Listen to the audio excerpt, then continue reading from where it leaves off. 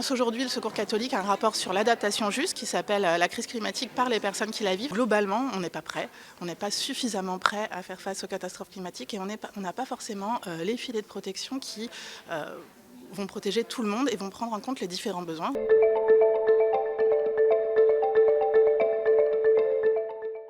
On a décidé au Secours catholique de faire donc un rapport, une analyse en fait sur l'adaptation juste. Pourquoi? Parce que en fait, nos partenaires à l'international sont depuis longtemps impactés par le changement climatique et travaillent sur l'adaptation. Et on voit de manière croissante en France que nos équipes, on a des équipes urgences, donc qui vont à l'aide des populations dans les territoires quand il y a des catastrophes naturelles de tout type, en fait, sont quasiment tout le temps et dans tous les territoires maintenant sollicités pour des catastrophes climatiques. En ce moment, il y a les crues par exemple.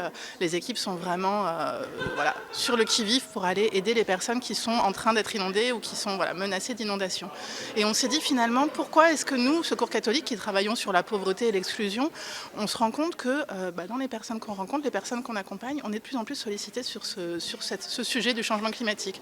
Donc on s'est vraiment dit, on veut analyser plus finement les liens entre changement climatique, vulnérabilité et pauvreté pour comprendre qui sont les plus touchés, quels sont leurs besoins et comment on peut avoir des politiques d'adaptation qui soient justes, qui soient vraiment inclusives et qui protègent tout le monde.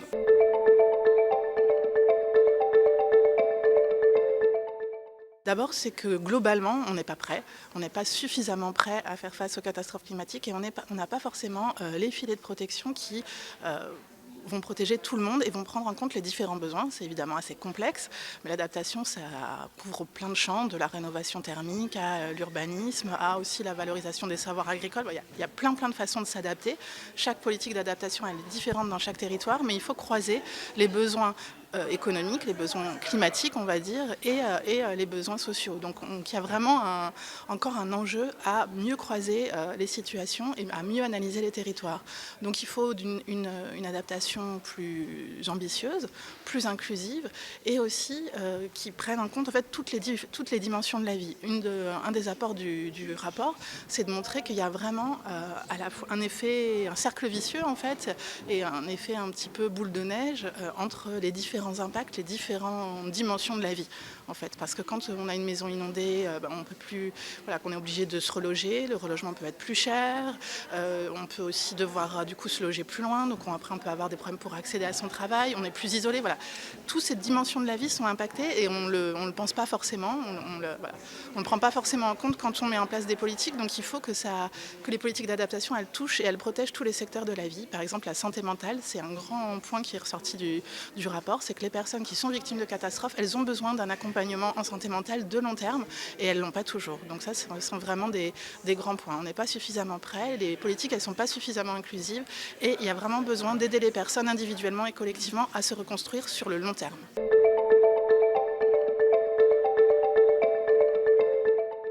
L'idée, c'est qu'il y a justement des politiques d'adaptation plus ambitieuses et plus inclusives. En fait, on se rend compte que les personnes qui vivent des catastrophes climatiques, elles ont des savoirs de cette catastrophe, de ces événements, et elles ont aussi des savoirs de cette résilience. Donc, il faut vraiment s'appuyer sur la connaissance fine du territoire qu'ont les habitants et les habitantes pour construire avec eux et avec elles les politiques d'adaptation. Ça permet aussi de créer une culture du risque. On parle souvent de culture du risque quand on parle d'adaptation, mais ça ne se décrète pas. En fait, il faut vraiment travailler. Il faut aussi reconnaître que les personnes, elles sont porteuses de solutions et les engager. Donc par exemple, on propose des comités citoyens d'adaptation avec des collèges dédiés pour s'assurer que toutes les personnes, toutes les composantes, les parties prenantes de la société puissent être engagées. On propose par exemple des pratiques de cartographie participative, voilà, qui réuniraient tous les citoyens et citoyennes qui pourraient cartographier le territoire et ses besoins pour que justement ils soient acteurs et ils soient plus impliqués dans les politiques d'adaptation.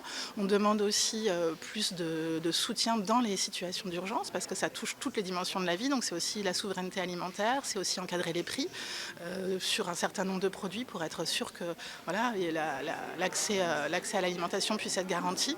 Il y a aussi un travail à faire sur s'assurer que tout le monde puisse être rassuré et bien dédommagé. Par exemple, c'est des filets de protection qui sont très importants et dont les modalités changent aujourd'hui avec l'augmentation des changements climatiques. Et puis, on en parlait tout à l'heure, de la santé mentale, par exemple. C'est important d'avoir, aujourd'hui, il y a légalement des dispositifs de santé mentale d'urgence pendant une catastrophe, mais les témoignages nous montrent aussi qu'il y a un besoin au long terme parce qu'il y a un stress post-traumatique en fait, qui arrive. Les personnes, il y a plusieurs témoignages qui nous disent maintenant quand il pleut, j'ai peur, je ne sors pas de chez moi, ou j'ai une angoisse très forte, ou j'arrive plus à vivre dans le territoire que dans lequel je vis parce que je ne le reconnais plus, parce qu'il a été touché par une catastrophe climatique. Donc cet accompagnement en santé mentale de long terme, gratuit et accessible partout dans le territoire en France, c'est par exemple une recommandation forte pour mieux protéger tout le monde. Oui, c'est des grandes recommandations politiques, mais en fait ça se joue à tous les niveaux. Ça se joue au niveau international. On parlait de la COP30 tout à l'heure au Brésil. Il y a des obligations internationales à avoir des plans d'adaptation. Ça se joue aussi au plan national. Il y a un plan national d'adaptation, mais aussi au cœur du territoire. Il y a des plans de sauvegarde communaux. Donc c'est vraiment aussi la commune qui peut et qui doit agir, car elle a la responsabilité de protéger les citoyens. Donc en fait, c'est vraiment que chaque échelon de décision, du plus local au plus global, a un rôle très important à jouer et qu'effectivement, on voit bien que pour s'assurer que personne ne passe entre les mailles du filet, l'échelon local, on est à quelques semaines, quelques jours presque des élections municipales, a aussi un rôle très fort à jouer et peut aussi ouvrir des espaces de participation, d'inclusion, de co-construction avec les citoyens pour s'assurer que, à la fois avant la catastrophe, pendant et après, il y ait une vraie résilience et une adaptation juste qui laisse personne de côté.